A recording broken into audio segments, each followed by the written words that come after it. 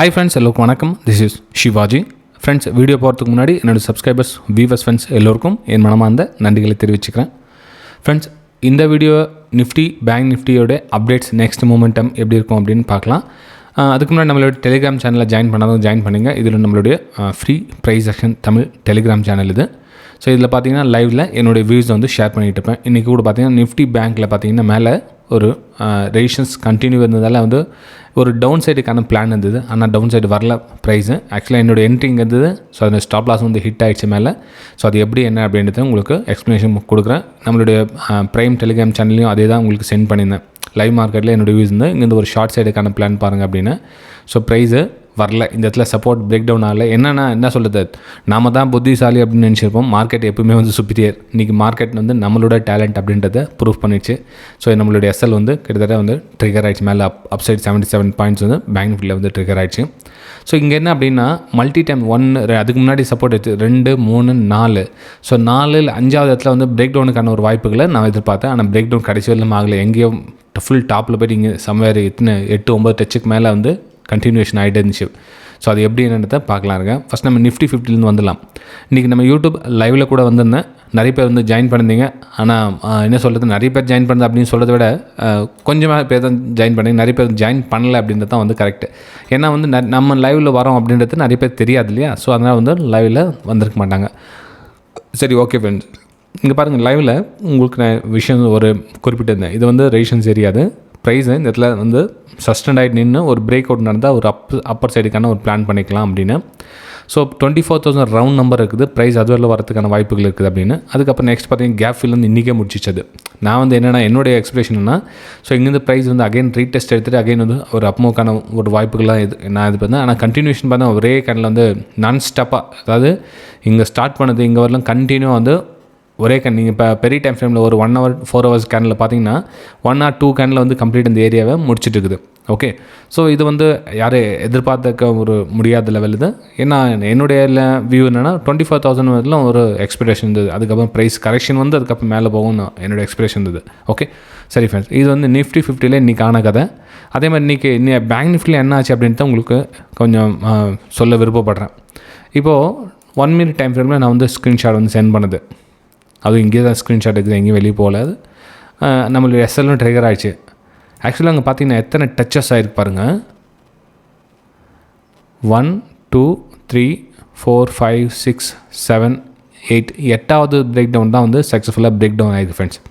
ஆக்சுவலாக என்னென்னா என்னுடைய எக்ஸ்பெக்டேஷன் என்ன, இந்த இடத்துல வந்து ப்ரைஸை கரெக்ஷன் ஆகிட்டு ஒரு பேட்டர்ன் மாதிரி அதாவது என்ன சொல்கிறது, ப்ரைஸு இந்த இடத்துல ரெசிஸ்டன்ஸ் இருக்கிறதுனால இந்த இடத்துல அகைன் ஒரு பிரேக் டவுன் ஆகிடுச்சு. ஸோ ரீடெஸ்ட் ஆகிடுச்சு, ரெசிஸ்டன்ஸாக ஒர்க் ஆகும். ஸோ இந்த இடத்துல பிரேக் டவுன் ஆகும்ன்றத ஒரு என்னுடைய வியூ வந்து.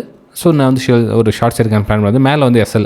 ஸோ இதுக்கு மேலே வந்து பிரேக் அவுட் ஆகிடுச்சு அப்படின்னா இதுக்கப்புறம் நம்ம இந்த இடத்துல வந்து ஒரு ஷார்ட் சைடுக்கான பிளான் எதுவும் கிடையாது ஃப்ரெண்ட்ஸ் எனக்கு. அதனால் வந்து ஏன்னா இந்த அகைன் வந்து இந்த சப்போர்ட் பிரேக் டவுன் ஆகிட்டு இதுக்கப்புறம் ரீடெஸ்ட் ஆகிட்டு இங்கேருந்து ஒரு மூமெண்டம் எதிர்பார்த்துக்கலாமே தவிர நான் இங்கேருந்து வந்து எதிர்பார்த்துருக்க மாட்டேன். ஏன்னா வந்து கண்டினியூ வந்து மேலே மூவ் ஆகிட்டு இருக்குது. ஓகே, ஸோ அதனால் இன்றைக்கி எஸ்எல் ட்ரிகர் ஆகிடுச்சு. இந்த இடத்துல வந்து பிரேக் டவுன் ஆகிடுச்சு. ரைட், ஓகேங்களா. சரி, இது வந்து பேங்க் நிஃப்டி மூவ் ஆகிடுச்சு. Right, okay. சரி, இப்போது நெக்ஸ்ட் என்ன சார் பிளான் பண்ணலாம் அப்படின்னு பார்த்தீங்கன்னா, இப்போ நம்ம நிஃப்டி 50லேருந்து வரல நெக்ஸ்ட் என்ன பண்ணலாம் அப்படின்னு இப்போது நம்ம டெய்லி சார்ட்டில் பார்க்கலாம். ஏன்னா ப்ரைஸ் எங்கே இருக்குதுன்றது தெரிஞ்சால் நம்ம வந்து கிளியர் டிசிஷனும் வரலாம். ப்ரைஸ் எக்ஸாக்ட்லி எங்கே இருக்குது அப்படின்னு. ஃப்ரெண்ட்ஸ், இங்கே பார்த்தீங்கன்னா ஒரு இந்த இன்னிக்கோட கேண்டில் பார்த்தீங்கன்னா இந்த இருக்கிற கேண்டில்லே வந்து 2வது ஒரு பெரிய கேண்டில், அதாவது ஃபஸ்ட்டு பெரிய கேண்டில்னா இங்கே ஒரு பெரிய கேண்டில் இருக்குது. அதுக்கப்புறம் பார்த்தீங்கன்னா இங்கே ஒரு பெரிய கேண்டில் இருக்குது. அதாவது இந்த ஏரியாவிலே அக்டோபர் மாதத்துலேருந்து இன்றைக்கி தேதி கணக்கு பார்த்தீங்கன்னா 2 வந்து பெரிய கேண்டில் வந்து க்ரீன் கேண்டில் இருக்குது. ஓகே, ரெட் கேண்டில் இருக்குது, நான் இல்லைன்னு சொல்ல வரல. பெரிய கேண்டில் வந்து 2 கேண்டில் தான். அப்போது நம்ம இந்த இடத்துல என்ன எக்ஸ்பெக்டேஷன் பண்ணலாம் பெரிய கேண்டில் அப்படின்னா, பெரிய கேண்டில் இந்த இடத்துல சாலிடாக க்ளோசிங்காக கொடுத்துருக்கு, கேப் ஃபில்லிங் கொடுத்துருக்கு, இந்த இடத்துல சப்போர்ட்டாக இருந்தது, இந்த இடத்துல க்ளோசிங் கொடுத்துருக்கு.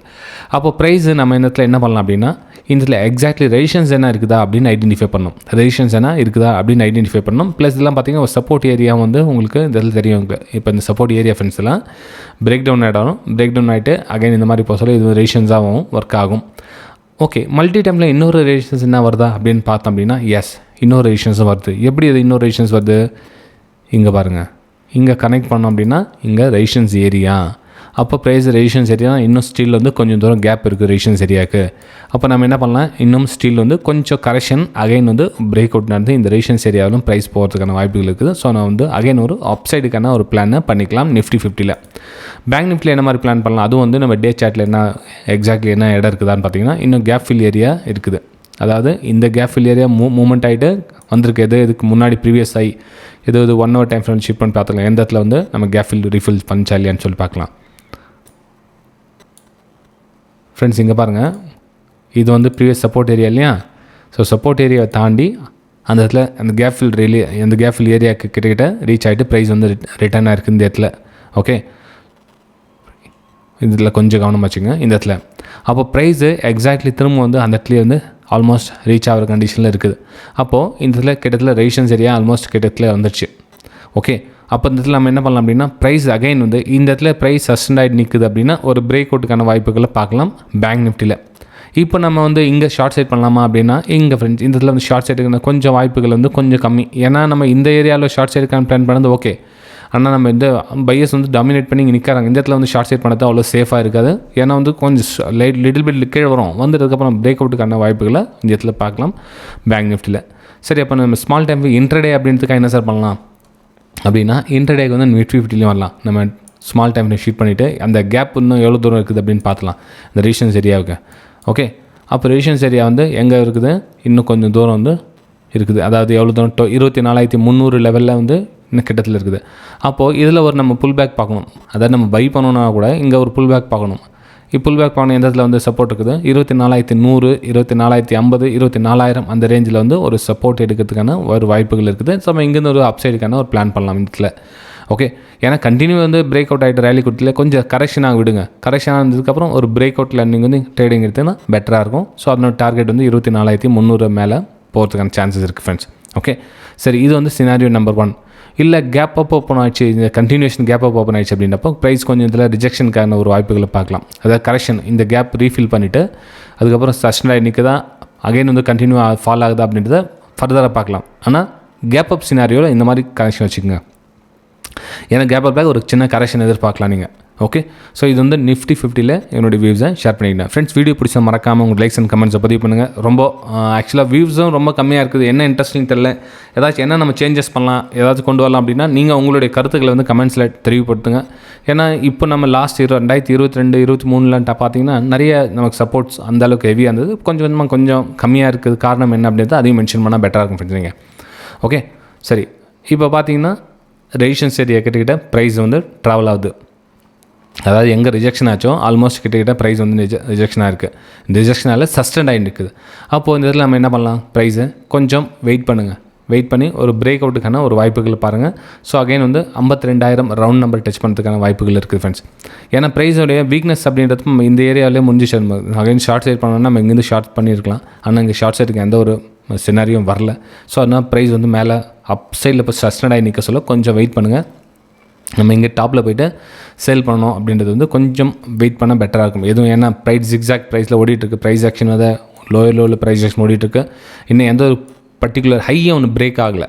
அதாவது ஒரு நம்ம கவனிச்சு அப்படின்னா இப்போ இந்த இடத்துல வந்து ஹையை பிரேக் ஆகிட்டு மேலே க்ளோசிங் கொடுத்துச்சு அப்படின்னா ஓகே, நம்ம வந்து கிளியராக இருக்கலாம், ஓகே பரவாயில்ல அப்படின்னு சொல்லிட்டு.